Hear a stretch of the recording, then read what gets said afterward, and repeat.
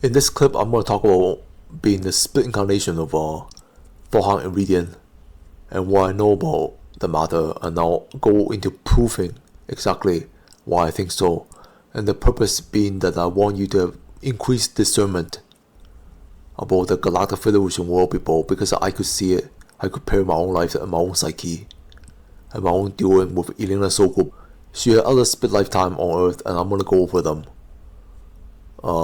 So this clip was a little bit cut off in the early beginning, so I'm just adding this intro in it, and I'll resume it.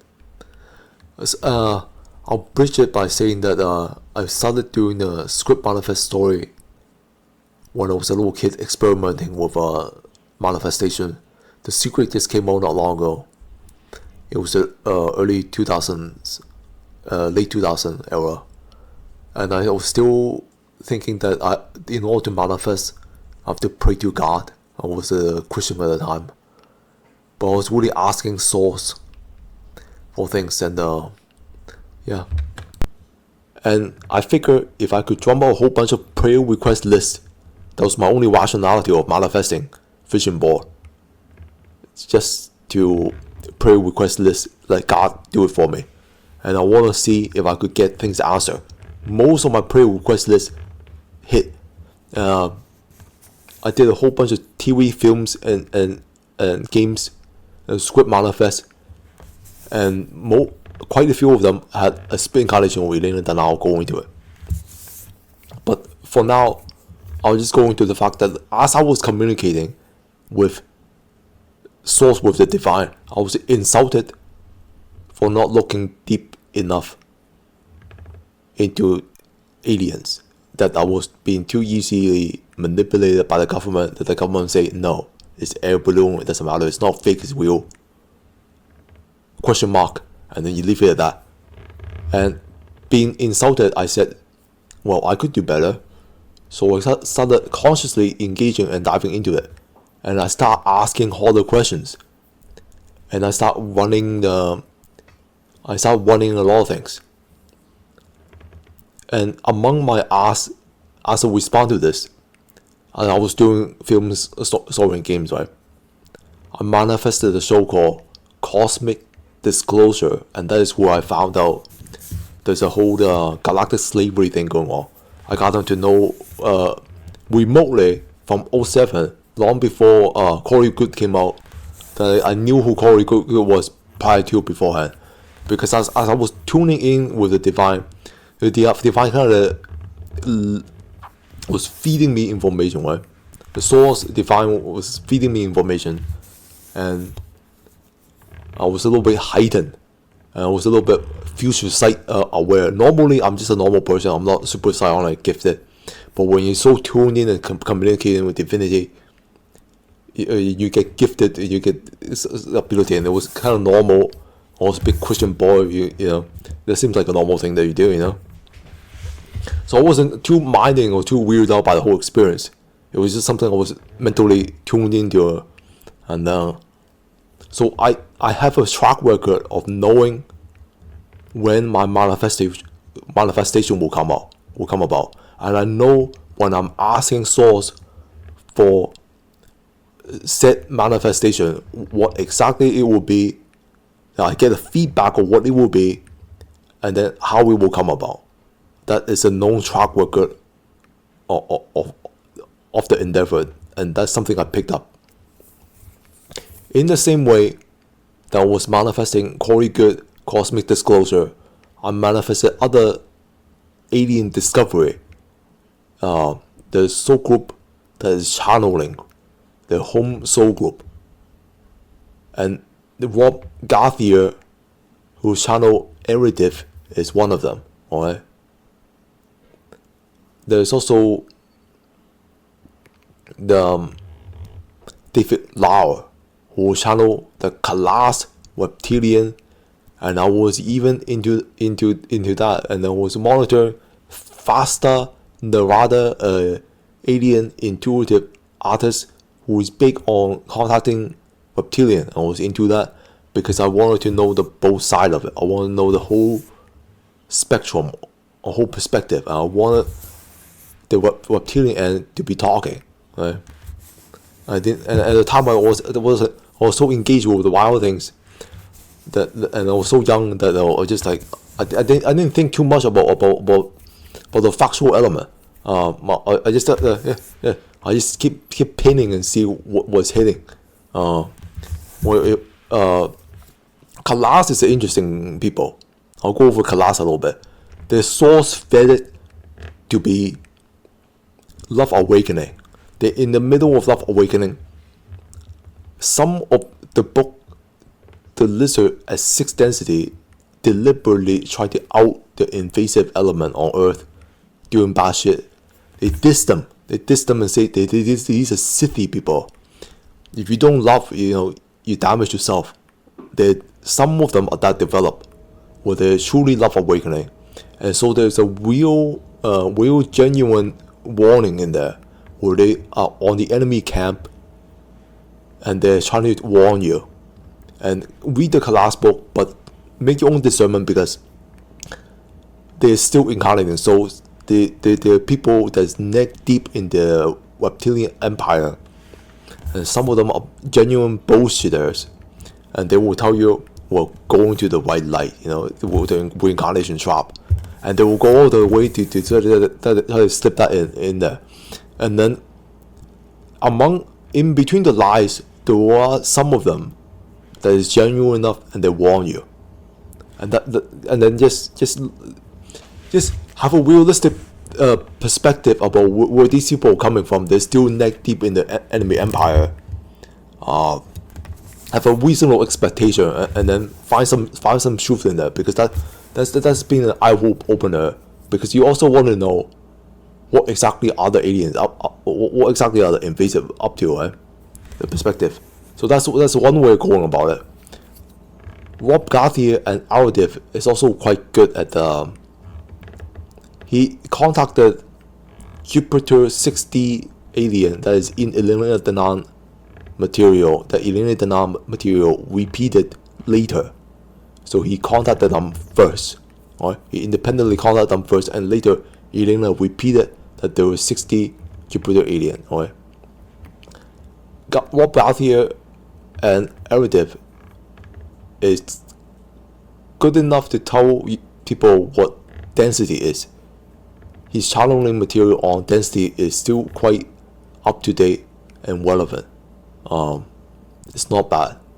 It's an extra perspective.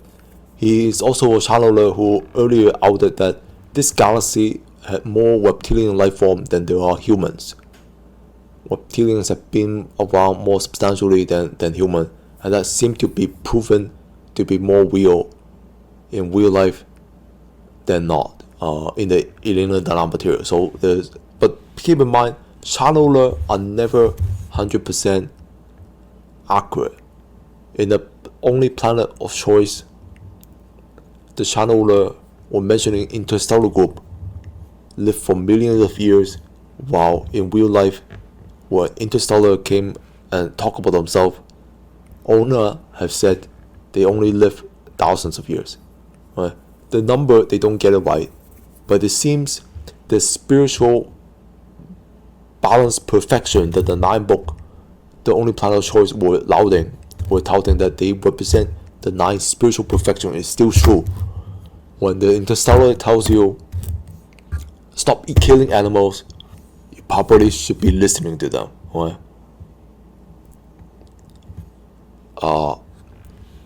Thor Han and Elena were among my conscious ask invasive alien xenopolitic. What is this?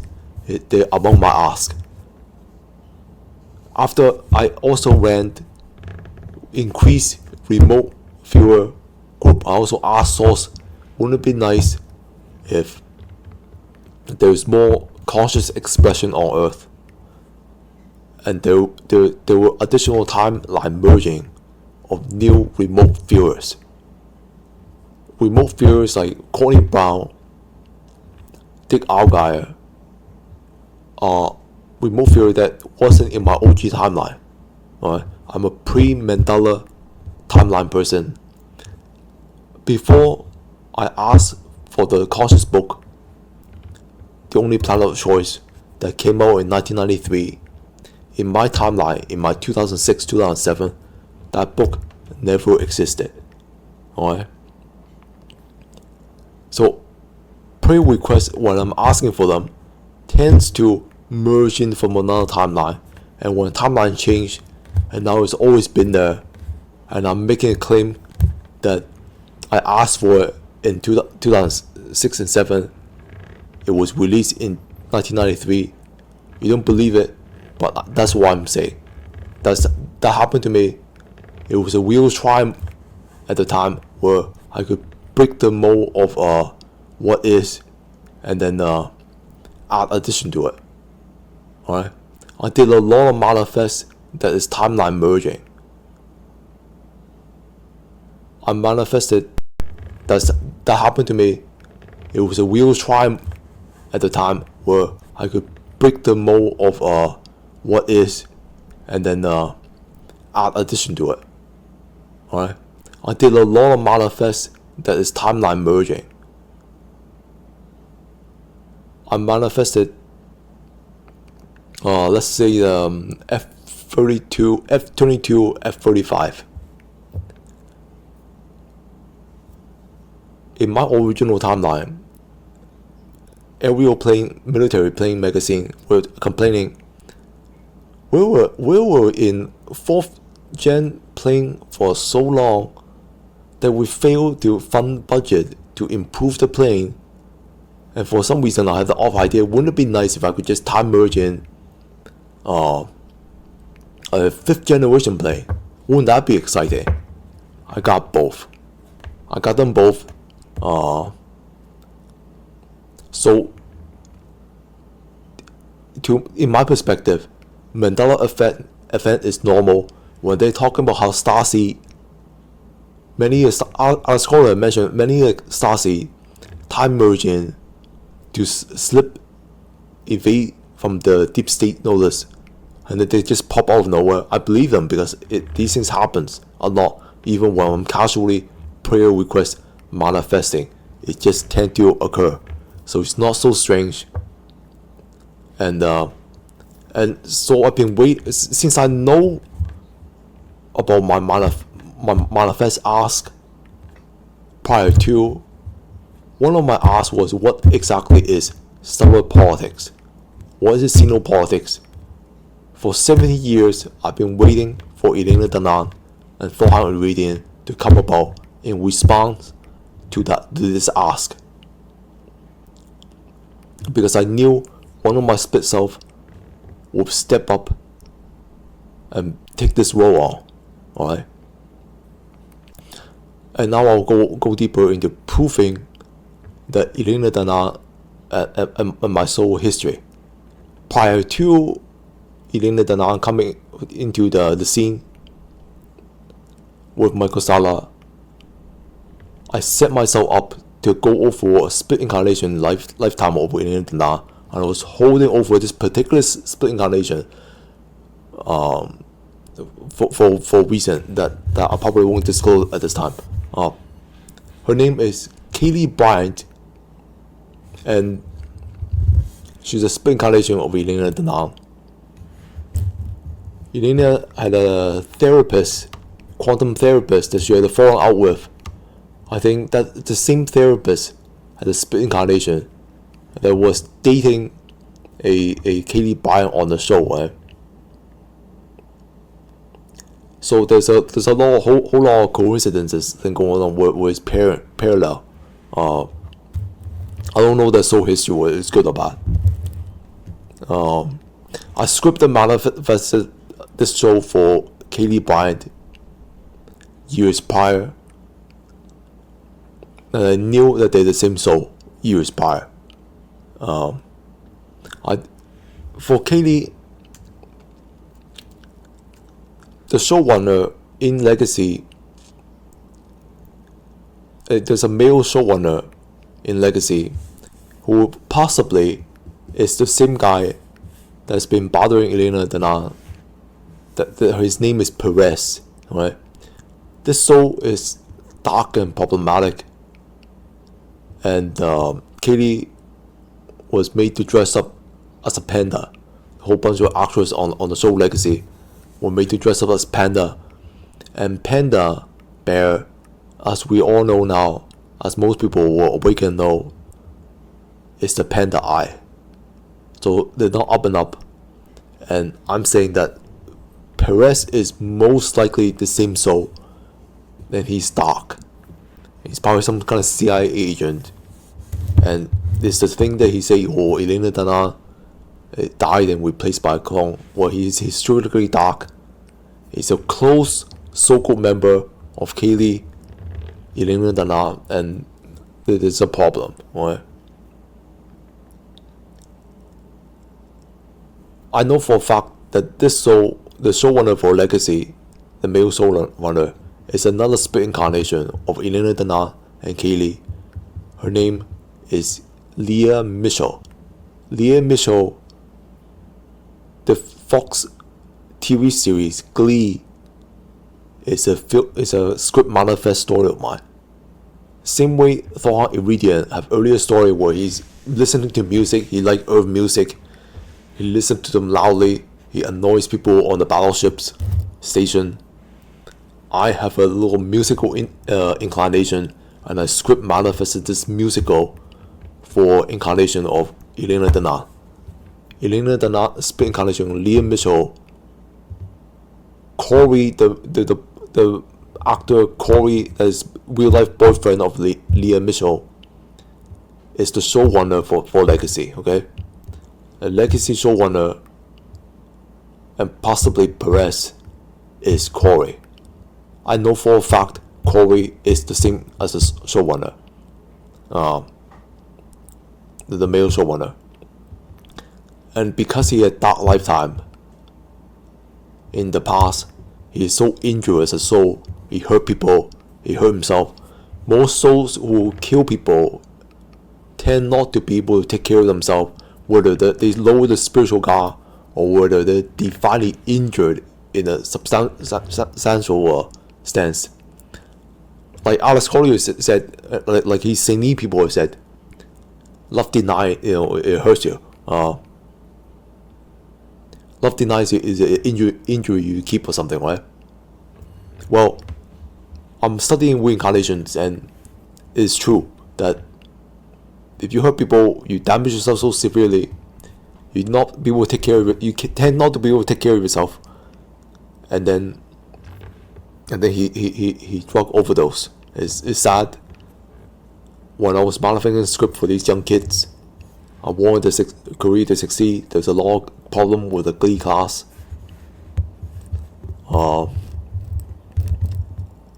Unfortunately, the Naya from Glee is a split incarnation lifetime of Courtney Brown. Okay? Courtney Brown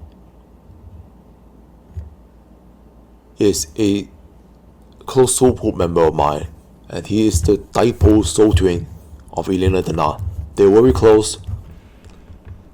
In many a lifetime, the siblings, soul twins, are where identical twins come from. You might not always be close to your soul twin, and they may not always be your romantic interest, but sometimes they can be your sibling, and with family and sometimes you can be lovers too. It depends on the individual soul. Some souls express it differently.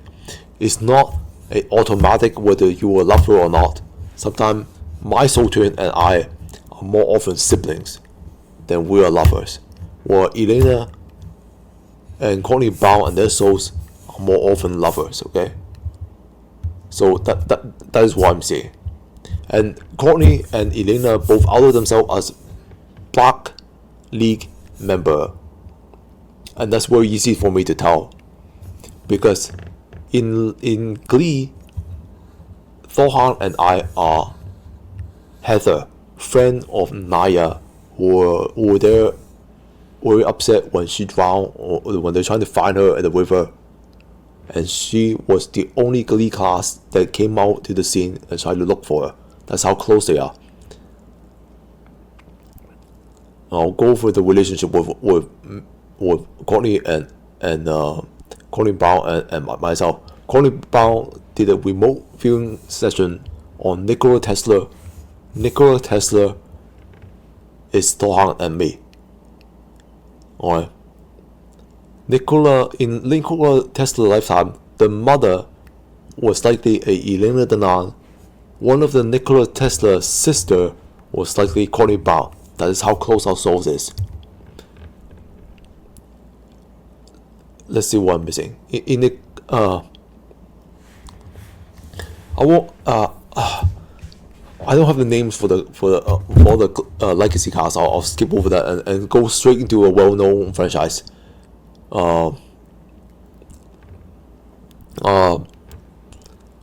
Star Wars.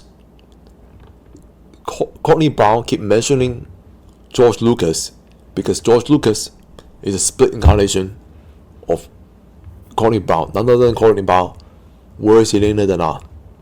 Elena is Carrie Fisher in Star Wars. Okay. Harrison Ford.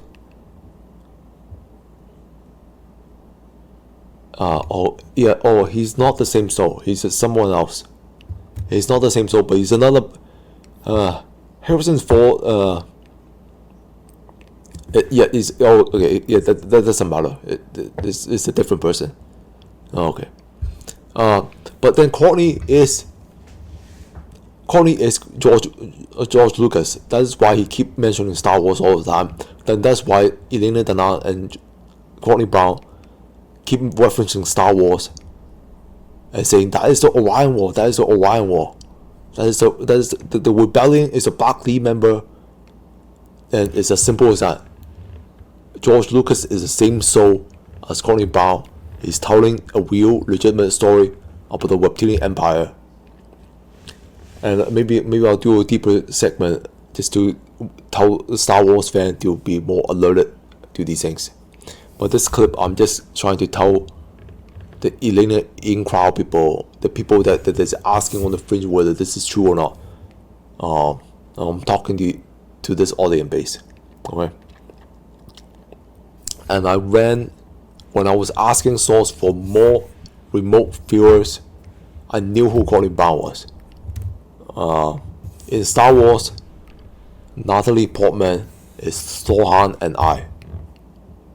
There's a spirit message where Natalie Portman in episode 2 were about to be blown up as a politicians, assassinated by a car explosion. In real life, I have a lifetime as a female politician in Pakistan, and she was assassinated by a suicide bomb explosion.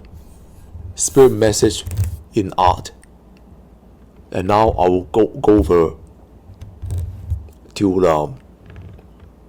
another story I manifested, and this one is Stacy. The show called The Zombies, where Meg Donnelly, myself, is playing the TV film series lead. In the third film, she discovered she's a Stacy. Well, that is a spirit message about Thor Han and I and our interstellar in mirror lifetime. Okay. The closest story script I ever manifested for that is as close as alien planet to a mirror, a fluorescent glowing planet, is the film series Avatar. Avatar was a script manifest of mine. I was fascinated playing around. What if I could enhance the whole entire film industry to have this 3D gimmick? And Avatar was my ticket in. I used it as a technological piece to enhance theater to 3D, so that I can sell the 3D gimmick and do my blockbuster film and have a little more engagement with kids. When I'm doing kids films, and I can have a roller coaster. Despicable Me was one of my films earlier on, where you have a roller coaster segment and all kids to have that 3D glasses and then be able to ride the roller coaster and be immersed in it and have fun. So Avatar the Na'vi planet somewhat resemble a mirror is something I reference. Or going to Interstellar and the coincidences and my own psyche, right? Now that I outed the Elena Danaan split Incarnation, I'll go for some of my story script manifest that is coinciding with the interstellar material. Right? So you know that my psyche also represent these people. And you can pin what I'm pinning for myself. Right? In addition to Avatar and Na'vi, I script manifested a story in 2006-7, Smallville. It's this TV show Smallville. Smallville is about Superman, Krypton, alright? And I won't go over the actor who soul is who here. No, too much of that in this one clip. I'll just go over a brief of it. The brief is that in this story, I place two props in there that is interstellar-like. Okay, if you look at the interstellar material, they use this crystal conscious computer. They don't use AI. They use souls who incarnate into crystal. Then they use those crystals as what we use computers. Okay, so I script manifest is two props. One of them is called the crystal of knowledge. Okay, it's this blue crystal core thing.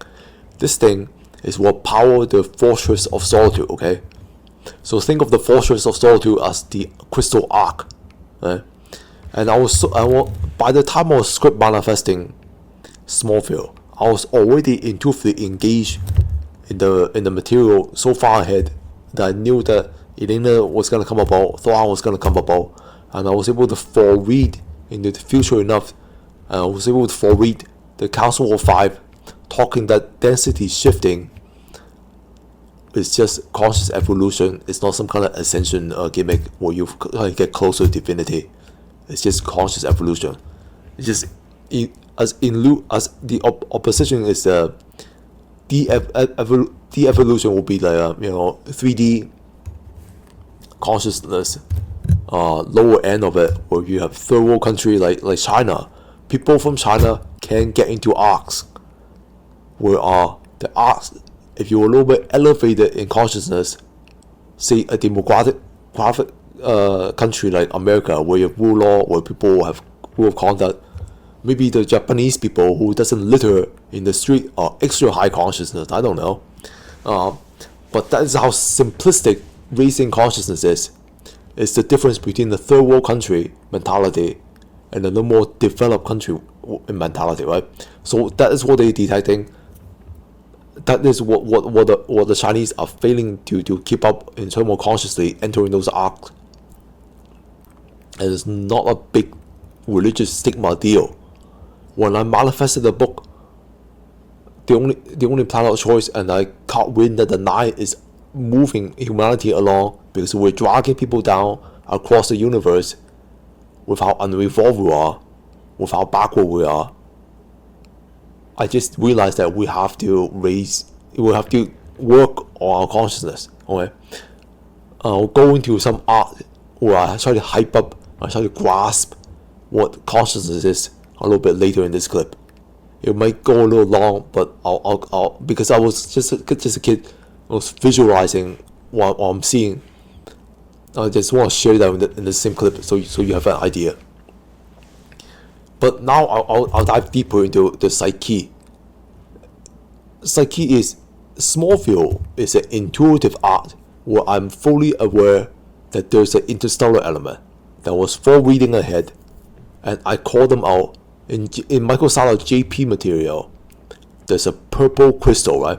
There's a purple activating crystal in the front book cover, one of Michael Sala's book. I'll show that book cover. The JP, the military guy, is holding the purple crystal, right?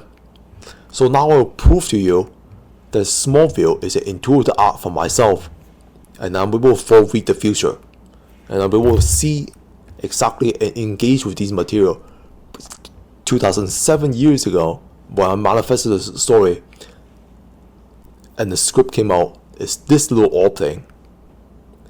Just search a small field orb and you'll find the orb. It's a purple. You can hold it in the hand. It's a Krypton thing that you plug it into the Krypton fortress. Exact same thing. I called it out. It is there. That's how far and deeply aware I am of the material, right? So this is one of my proof. Unrelated to Interstellar, I was able to foreread that Twitter will become Twitter X, alright? So showcase another script manifest of mine called Power Ranger Megaforce. Megaforce has a master design prop. It is a Twitter logo with a bird looking, and it's a robot with the X. It turned into X, right? And I when I was contacting Divine, I was so in tune, I was so heightened that I was just able to do this thing. I call it out every single time. And in Megaforce, I named out quite a few other robot AI things. I was just seeing a lot of robot at this given time. I'm doing video AI content now, and most of the major AI platform that I script manifested for. Alright, I was just dabbling in creating companies, manifesting companies, and manifesting products. But that doesn't really relate to this. I just want you to know how exactly foresight aware I was. Other things that I'm intuitively able to gauge that I worked on is a game called Galactic Civilization 3.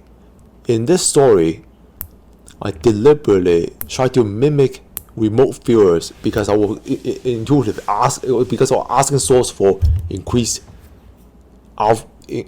remote viewer that wasn't in my original timeline, and having realized that soul will be responding to it, and then they were working it, and then I could foresee them in the future, that they were predicting a thing in the future. Dick Alguy, Colin Brown have been doing a monthly prediction segment about the future, and Dick Alguy just predicted that the Pope was going to die, and it's been real accurate. Right? These people are trained into it, and whatever quantum sight they have, that human has, they're so tuned in that the forecast is more or less accurate. It might not be absolutely faded, but like weather forecast is just a thing that human conscious mind can do when you tune in. It's quite cool. So I was since I was asking for it, I was made aware that there's an intuitive capability in consciousness. I was playing around with it, and that is how this game, Galactic Civilization 3, came about. I put in the effort and tried to intuitively engage and search my consciousness and find out exactly what is what with the stars. Right? Since I was asking for what is politics, and since Thor Han Eredyon and Elena Danaan was going to come about in response to that, I just thought maybe I'll just also remote view semi-like. I'm not trained or anything. And try to, as an artist, I try to interpret the stars. Galactic Civilization 3, the dungeon in the game is evil like the Draco. They're slavers, they talk about, we're gonna eat you, human. In the game, they literally say, we're gonna eat you. We're sadistic, demonic dungeon, and that is how the intuition came out. Oh yeah, and artists, if you're an artist, you know what I'm talking about. An artist is always at times intuitively engaging multidimensionally. Okay, so when you have color for a certain thing, when you have a script, you're always more expansive as an artist anyway. So it's not such a wild stretch where you're more tuned in and try to find accurate truth. Most artists normally, creatively, it's already that preset, right? That's our normal disposition. And I'm an artist lifetime, right? I'm not a warrior. I'm not a military guy. I'm just an artist. I just tell stories, right? So I found out, and then in Galactic Civilization 3, there's a group of human who are basically fighting, and then yeah, it's a little bit representative of real life space where you have stellar politics and there's always war, and I always remember this game because I put in effort and I come back to it time and time again, because when I was doing stellar research, I was trying to wrap my head around this reptilian what. But then I will come back to this game and this effort that I put in, and then realize that it's matching, right? They're legitimately very dark and balanced soul group that is into some bloody demonic cult thing, right? That's just what they are. It's not a conspiracy. In real life, that's just what they do. So that's one of the psyche, and try sometime for yourself to intuitively engage, because everybody can do it. It wasn't that hard for me to do. I wasn't even trained at all by any professional, and even as an artist that casually inspired by other people to intuitively trained professional, I could send my come close to semblance of some level of intuitive knowing. So be more in tune with yourself and find more truth that way. And then the next thing is I scripted a game called Dragon Ball Fighter C, and there's a character named Dragon Ball Super is a story manifest of mine. Goku has a new Super Saiyan mode called Ultra Instinct. Ultra Instinct is supposed to be the interstellar, the white light color, that conscious frequency color is supposed to be interstellar. And this character, this mode, is super predictive.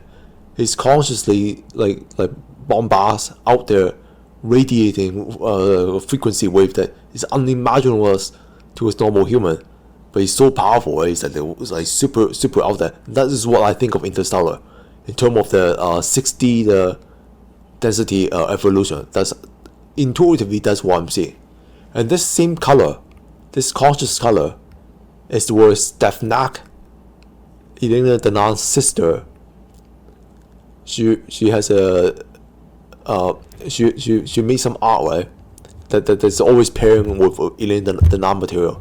She made Ona's eyes is white glowing, the same color that I'm describing Interstellar as Ultra Instinct. Stephnak and Elena Danaan is describing the exact same color. So as fellow artists, you will intuitively engage with thought is frequency. It's a known frequency that artists tend to be able to tune into. Now, I also made a Lyra. Lyra, if you want to contact the home soul matrix, is also like orange or yellow orange sun or something. Right? Well, artist is able to gauge this and put that into the story. You see, Goku is always have this orange color, and the Saiyan clothing, the Saiyan this backstory with the Saiyan home title were destroyed by what? By Frieza lizard tail people, right? So artist is always working the colors. Right? We always know the soul matrix color, the soul call home frequency color. We're able to just gauge it. When I was making Dragon Ball Super, I invented a new Super Saiyan mode, or Super Saiyan God, or whatever, the blue head mode. Right? Blue is Thor Han Eredyon's era home matrix calling card. If you are era hell, they're saying that if you're Starseed era hell, you just tune into the blue frequency Home Soul Family. Right? So I put that in there because I have a split lifetime as Thor Han, who is now incarnating as era people, and that his mentality is rippling into the way I express my art when I'm trying to tune in. Sometimes I try to imagine what is it like for the era Blue Sun and all that. Try to gauge a distant lifetime home. Let's just say. That's be kind of fun. I'm not too tuned into my other lifetime, but now that I know there's one in there, yeah, it's been neat. So that's one of the major psyche credibility point for myself that I know is there. Right? In addition to all these things, in addition to the fact that I've been waiting for 17 years for Elena and Thor Han to come about, and I hope I gave you enough information that you are also somewhat convinced that I'm telling the truth, and maybe that helps you out a little bit in finding some credibility to these people. Right? That's the whole point. One more thing, and probably one of the last major psyche credibility that I can drum up from my manifest art is it's a game, a film, an anime film in 2015 called Your Name. Your Name was ultra popular and was the biggest hit in Japan in that year, and it's quite popular in North America. If you search Your Name, it's very easy. It's one of the main anime show. The reason why it's popular is because I was sick and tired of Hollywood giving you these psychopath wonder myths about not making a damn point, about not being able to create real meaning, real love, real positivity to the stories. Your Name is basically a story that is based around positive productivity. Right? The characters in the stories is able to affect positive change. Imagine that in today's media, right? But I was so sick of that everything was download, everything was doom and gloom, everything was disaster films, everything was sexual hype, sexual jack from pedophile in Hollywood, perpetuating a cause. That is decided if I was gonna script manifest, it's gonna be happy children's story, it's gonna be feel good. And guess what? Every time Thor Han is saying the hope, they focus on the hope. When they were saying that they come back from the future to fight for a better timeline, and hope is like a weapon of theirs, right? They weaponize hope. The era people weaponize hope. They worked it. They're liberating themselves everywhere as they're liberating Earth. Right? There's a Cascade event. The Nico Mark just joined the Galactic Federation. They free other people. They free themselves. Right? The Astar Command. They even every 51 guys are saying there's an Astar Command somewhere. They heard about them. The Astar Command was situated on Jupiter. Were defending Earth. Liberated Earth. Immediately, Cascade event liberated their own home planet. Right? Just in the last few years, they did all that for themselves. Right? Imagine what we can do on Earth. Say Brazil, under some tyranny. What if you set intention to free those people from some tyranny? What if you set intention to do all these things? If I could, as a kid, pray request, just ask and consciously engage enough to manifest. You can do that. We can duplicate the process and start a cascade liberating everybody, including ourselves. We gotta do that repeatedly, like our lives depend on it. Because these guys, these elites, right, powered by invasive aliens, are not gonna relent. Okay, if we're bad enough killing ourselves as is without other people helping, now that we've invasive empire pocking the bad guys up, doubly so, right? All hands on deck, right? We gotta finish the game before they finish us. There's no two ways about it.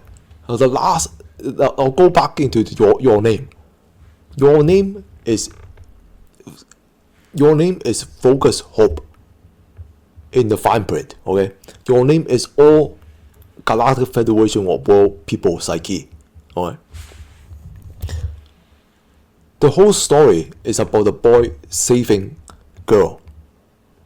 changing timeline. The girl died in the boy's timeline. He's in the future. He body swapped into the past. He tried to make contact with the girl. It was like a couple years back. The girl's town, the whole town was hit by a comet, and they all died. And then the last chapter of the book, last act of the film, was just the boy desperately trying to save the girl and change history. Against all fate, his action have taken an effect, and he made the difference. He changed history, and at the end of the film, they met each other. It's all happy. They probably fall in love. They get married. I don't know, but that's the story. And people loved it, and this is one of the more positive, productive films that ever came out of media, and I'm quite proud of it. And I'm saying that from my own mind that came about, and that is a direct correlation of Thor Han's people, right? That is one of the reasons I'm able to pin Thor Han so well, is because the way he thinks is the way I think, right? I really like Your Name whenever it has a blue sky, right? It has a blue sky, it has the sun radiating down, and the sun is more white than not. Maybe it's a 5D sun that we're gonna head into. That's kind of neat. And we're just looking at it. The visual image for Your Name is always hope. And if there's a group of people online that's questioning whether Galactic Federation people or World people are up and up, right? And I'm studying them. I'm gauging myself and my psyche. I'm finding these additional perspective that there is this side in me that they're probably telling you exactly what they are. There was a case of Marina Saren is a Stasi who refused the Great Agenda, but Marina Saren had a Nazi fancy. She was a Nazi past life, and she's still dressing herself up as a Nazi SS officer, and she's going on loon about it. And Elena Danaan did an interview with Marina Saren. Marina Saren was making all the headway, and then she just sort of died out because she's a Nazi fancy person, and nobody tolerate that kind of things in the Western world. And unfortunately, you get the person that would fight Great Alien, but still it's not. Every soul is still learning their own journey, and her soul is more dramatic, and she's more neck deep into that problem. And then and let's just say the Galactic Federation of World people, I could see that they were clearly steering their emissary away from associating with a faces, and to me that's winning some points. If you're vetting them to see whether they're legit or whether they're some kind of political empire with an agenda, I think us at the democratic Western world is gonna get along with the likes quite well. That's what I think. I think the hope that Thor Han talks about is indeed concrete, based on my psyche. Okay, I don't doubt that. I don't doubt that is what they are, based on my own psyche reference, based on what I can find out. Right, so that's why I'm sharing your name. Go check out if you think you need to examine more closely and see if you can find a connected dot.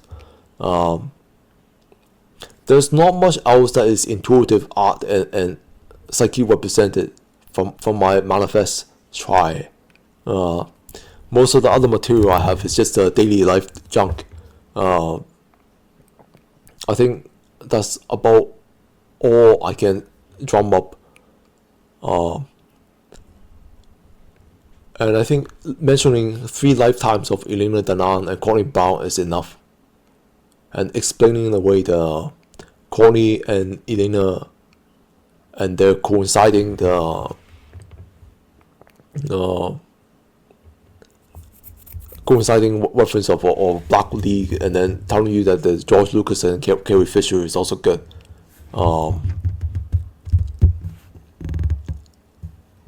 Mick Donnelly on a zombie show that is playing the Stasi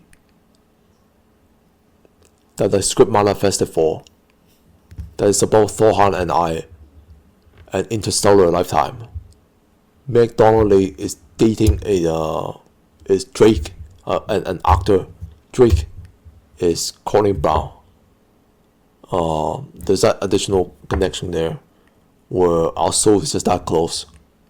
So you can see that since Elena and Courtney are always typo twin and we're always close, and they're always close, you can kind of see the bigger picture. Where you can kind of see the connective dot there. There's not much else that is very credible. I'll probably end it here soon.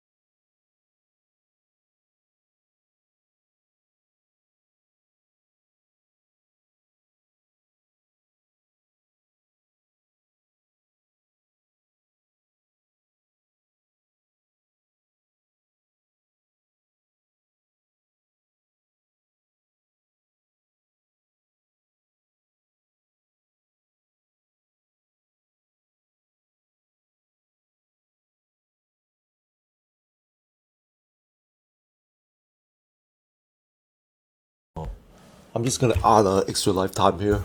There's more representative of Thor Han as people. It's an actor named Paul Peterson. He's a kid actor from the 1950s, 60 black and white TV, the Donna Wee show. And Donna Wee show, after that show, he failed to take off as a kid actor.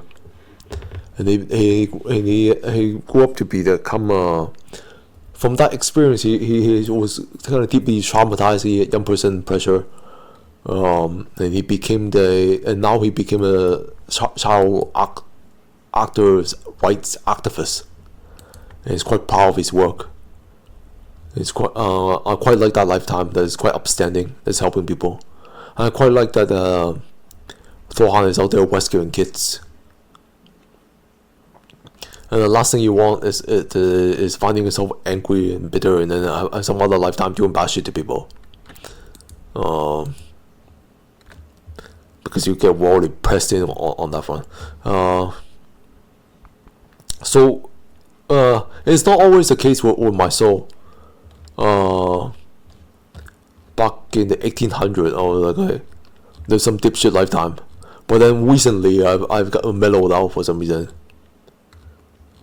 Just sort of there isn't a lot of darkly lifetime out of my soul.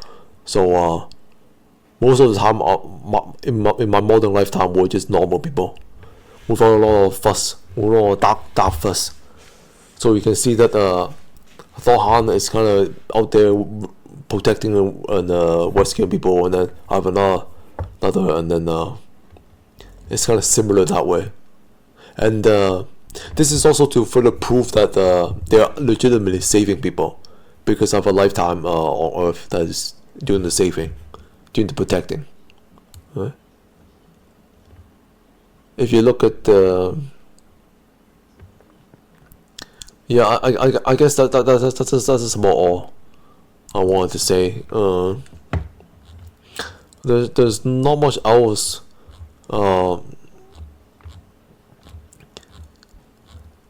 I manifested a whole bunch of Star Trek shows for people. I manifested but then now the media is so jacked by the the demonic element, that they came back watered down, they came back skewed, that the people involved in it is so compromised that on the outside you can manifest it with healthy intention, but then the composition on the studio end is just not great, and it's become a watered down problem. One of my Star Trek show that I manifested for was Star Trek Discovery, and it's so watered down, it's almost unwatchable. But I scripted it to be for them to wear blue. I really like the color blue, and it's not the exact color blue, but it is kind of like the Galactic Federations. As I was scripting Star Trek Discovery, I was into a spoof comedy, and I manifested a show called Orville. And then Orville is a little more authentic, where I try to go a little bit deeper, where the writers kind of read into the ufology material, and some of them try to reference Elena Danaan material too. And shortly after, the Elena Danaan has a book out about there's a special rule in the Galactic Federation where you have to wear clothing. Orville did an episode about just joking about alien not wearing clothes. And sci-fi authors are always read in to ufology, because that's where we get our inspiration from.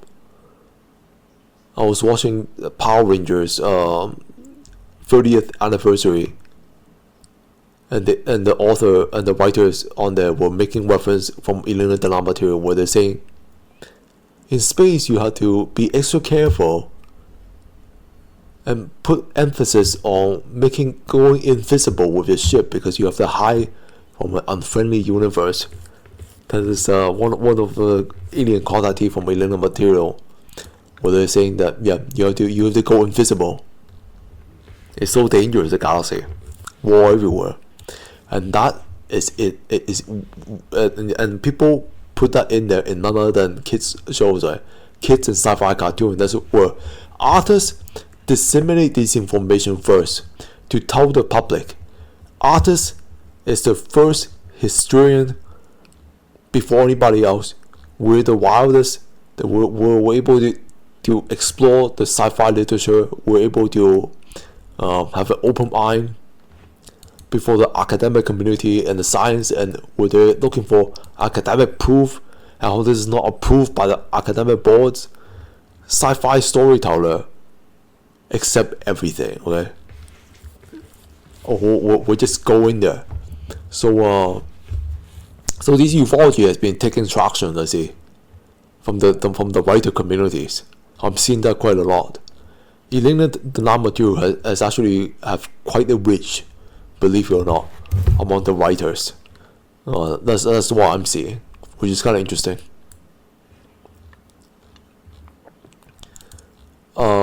Yeah, I guess I'll end this here. This is pretty complete. I hope that helps your discernment out, and stop believing in Elizabeth April and her crazy Monday tag on with Elena Danaan, with her fear mongering. The solar system, the sun is gonna explode or something. And then there's a 12th day of darkness, or whatever that she's still waving on about. You look at Elizabeth April and the thumbnail, right? And you look at the way Elizabeth April is talking to you like a freaking sexy I don't even know what you call that, just a little soothsayer. Like, she's taking you, if the great invasive are still around, she'll be leading you to being abducted and being probed.